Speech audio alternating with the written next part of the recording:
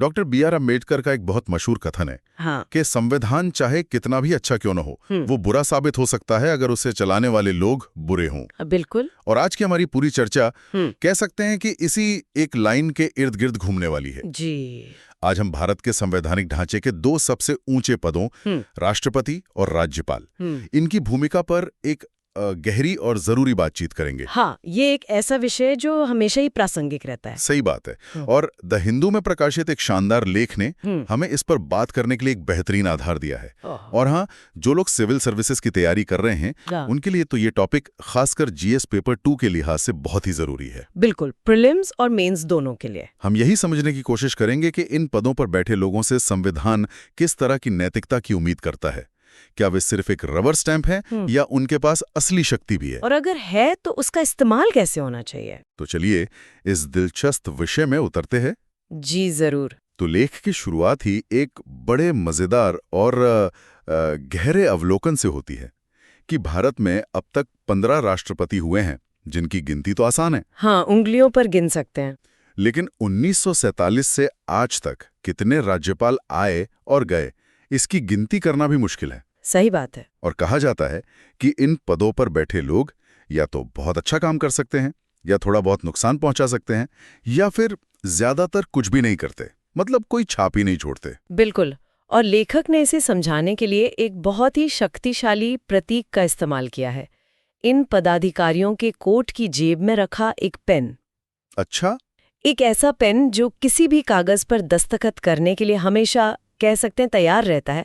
ये सिर्फ एक पेन नहीं है, ये उस शक्ति का प्रतीक है जो एक हस्ताक्षर में छिपी होती है। और कभी-कभी ये प्रतीक बहुत विवादास्पद भी बन जाता है ना? बिल्कुल। मुझे यहाँ मशहूर कार्टूनिस्ट अबू अब्राहम का वो अमर कार्टून याद आता है जो उन्होंने 1975 में राष्ट्रीय आपातकाल की घोषणा के बाद बनाया था। हाँ, वो बाथटब वाला कार्टून। वही। उस कार्टून में तत्कालीन राष्ट्रपति फखरुद्दीन अली अहमद को बाथटब में लेटे हुए दिखाया गया है और वो वहीं से आपातकाल की घोषणा वाले कागज पर दस्तखत कर रहे हैं।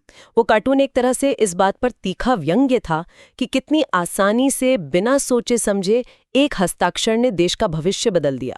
तो मुद्दा सिर्फ साइन करने का नहीं है। तो फिर असली सवाल क्या है? किसी का पक्ष लेकर हाँ कह देना भी गलत है, और उसी तरह डरकर या पक्षपात में ना कह देना भी, वो भी उतना ही बड़ा संवैधानिक पाप है। एकदम सही। दोनों ही सूरतों में आप अपनी जिम्मेदारी से भाग रहे हैं। और यहीं पर संवैधानिक नैतिकता मतलब कॉन्स्टिट्यूशनल मोरालिटी की भूमिका आती है।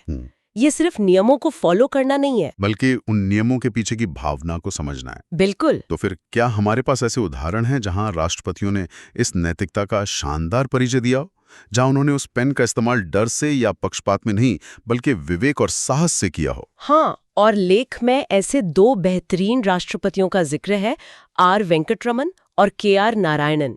ये दो केस स्टडीज इस पद की गरिमा को समझने के लिए बहुत बहुत जरूरी हैं। R. वेंकटरमन से शुरू करते हैं। उनका कार्यकाल 1987 से 1992 तक था। उनके बारे में क्या खास था? वेंकटरमन के बारे में सबसे दिलचस्प बात ये थी कि उन्होंने अपने कार्यकाल में 3 प्रधानमंत्रियों के साथ काम किया, राजीव गांधी, VP सिंह और चंद्रशेखर। और तीनों ही पहली बार प्रधानमंत्री बने थे? हाँ, यही बात है। दूसरी तरफ वेंकटरमन खुद एक बहुत अनुभवी राजनेता और संविधान के जानकार थे। उनका अपना कद बहुत ऊंचा था, तो जब भी सरकार की तरफ से कोई ऐसा बिल या प्रस्ताव आता था जिस पर उन्हें आपत्ति होती थी, तो वो उसे सार्वजनिक रूप से नहीं उछालते थे। तो फिर वो करते क्या थे? क्या वो बस चुपचाप? नहीं, बिल्कुल नहीं। वो प्रधानमंत्री के साथ आमने सामने एक गोपनीय बैठक करते थे। अच्छा। उन बैठकों में वो अपनी संवैधानिक और तार्किक आपत्तियां रखते थे, और क्योंकि उनका कद और उनकी नीयत दोनों पर किसी को शक नहीं था, प्रधानमंत्री उनकी बात को सुनते थे और उसका सम्मान करते थे। मतलब एक आपसी सम्मान का रिश्ता था। हाँ, टकराव की नौबत ही नहीं आती थी। उन्होंने अपने पेन का इस्तेमाल बहुत आत्मविश्वास और गरिमा से किया। ये तो कमाल की बात है, यानी बिना किसी सार्वजनिक तमाशे के पर्दे के पीछे रहकर संविधान की रक्षा करना। बिल्कुल। अब KR. नारायणन पर आते हैं, जिनका कार्यकाल 1997 से 2002 तक था। उनके बारे में कहा जाता है कि उन्होंने अपने पेन का इस्तेमाल बहुत स्वतंत्र रूप से किया। हाँ, और उनके 2 किस्से तो संवैधानिक इतिहास में कह सकते हैं मील का पत्थर माने जाते हैं। पहला मामला 1997 का है। उस वक्त केंद्र में IK गुजराल की सरकार थी। कैबिनेट ने सिफारिश की कि उत्तर प्रदेश में कल्याण सिंह की बीजेपी सरकार को बर्खास्त कर दिया जाए और राष्ट्रपति शासन लगा दिया जाए। एक मिनट, यहाँ एक दिलचस्प बात है। के.आर. नारायणन की अपनी व्यक्तिगत विचारधारा बीजेपी से बिल्कुल मेल नहीं खाती थी, तो उनके लिए तो ये एक आसान फैसला होना चाहिए था। हाँ, अपनी विचारधारा वाली सरकार की सिफारिश मान लेना। बिल्कुल, यही तो उनकी महानता थी। उन्होंने अपनी व्यक्तिगत विचारधारा को अपने संवैधानिक कर्तव्य के आड़े नहीं आने दिया।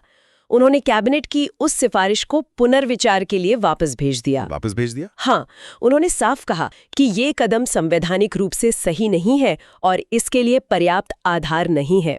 नतीजा ये हुआ कि कैबिनेट ने उस सिफारिश को दोबारा भेजने की हिम्मत ही नहीं की। वाह, ये तो निष्पक्षता की एक मिसाल है। उस समय उनके इस फैसले की आलोचना नहीं हुई थी, क्योंकि अपनी ही सरकार की सिफारिश को खारिज करना एक बहुत बड़ा कदम है। देखिए, थोड़ी बहुत राजनीतिक बयानबाजी तो हुई, लेकिन संवैधानिक विशेषज्ञों ने उनके इस कदम की जमकर तारीफ की। उन्होंने ये संदेश दिया कि राष्ट्रपति भवन किसी पार्टी का दफ्तर नहीं, बल्कि संविधान का संरक्षक है। और दूसरा मामला, वो भी ऐसा ही कुछ था। दूसरा मामला और भी ज्यादा दिलचस्प है। ये 1998 का है। अच्छा। अब पासा पलट चुका था। अच्छा। केंद्र में अटल बिहारी वाजपेयी के नेतृत्व में बीजेपी की सरकार थी। इस बार बिहार के राज्यपाल ने सिफारिश भेजी कि राबड़ी देवी की सरकार को खराब कानून व्यवस्था और वित्तीय कुप्रबंधन के आधार पर बर्खास्त कर दिया जाए, मतलब अनुच्छेद 356 लगा दिया जाए। यानी जिसे आम भाषा में राष्ट्रपति शासन लगाना कहते हैं। बिल्कुल। अब देखिए, केंद्र में बीजेपी की सरकार है और बिहार में उनके विरोधी दल की। राजनीतिक रूप से देखें तो ये उनके लिए एक सुनहरा मौका था। हाँ, बिल्कुल। लेकिन राष्ट्रपति नारायणन ने यहाँ भी वही पैमाना अपनाया।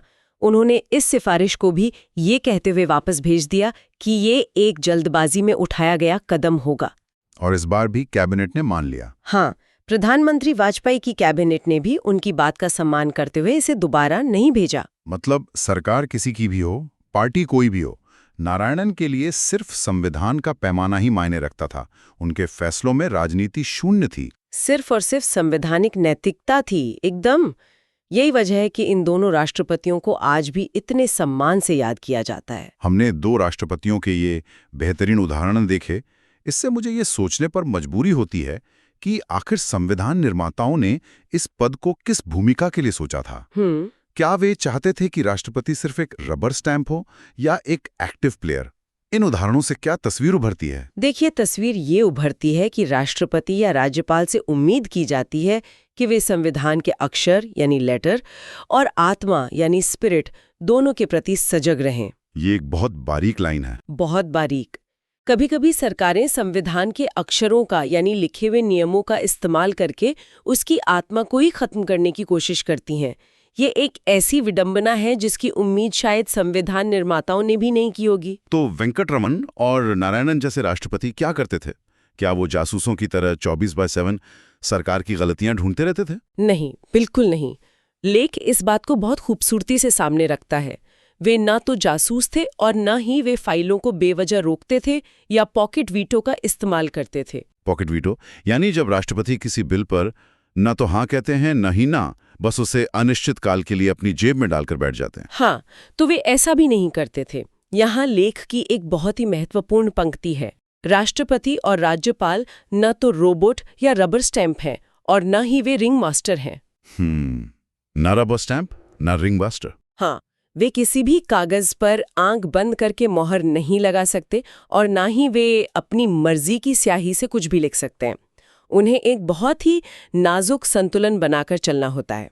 और ये संतुलन बनाने की बहस आज भी उतनी ही प्रासंगिक है, शायद पहले से भी ज्यादा। हाल ही में सुप्रीम कोर्ट में भी ऐसा ही एक मामला आया था। हाँ, राष्ट्रपति द्रौपदी मुर्मू के एक संदर्भ पर चीफ जस्टिस BR गवई की अध्यक्षता वाली 5 न्यायाधीशों की बेंच ने इस पर अपनी राय दी है। मामला कुछ राज्यों के राज्यपालों से जुड़ा था, जिन पर आरोप था कि वो विधानसभा से पास हुए बिलों पर फैसला लेने में बहुत ज्यादा देरी कर रहे हैं। बिल्कुल। तो कोर्ट ने इस पर क्या कहा? क्या उन्होंने राज्यपालों के लिए कोई समय सीमा तय कर दी? यहीं पर कोर्ट का संतुलन देखने लायक है। उन्होंने 2 बातें कही जो एक दूसरे को बैलेंस करती हैं।